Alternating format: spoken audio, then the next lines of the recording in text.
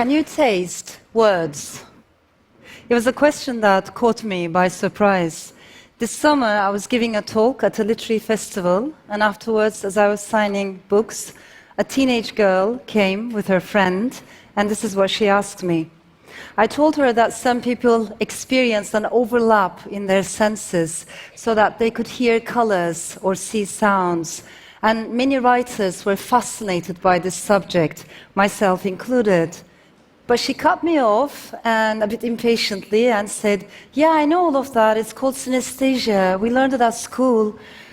But my mom is reading your book, and she says there's lots of food and ingredients, and the long dinner scene in it, she gets hungry at every page." So I was thinking, how come you don't get hungry when you write? And I thought maybe you could taste words. Does it make sense? And actually, it did make sense.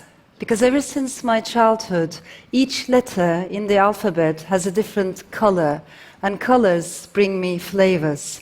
So, for instance, the color purple is quite pungent, almost perfumed, and any words that I associate with purple taste the same way, such as sunset is a very spicy word.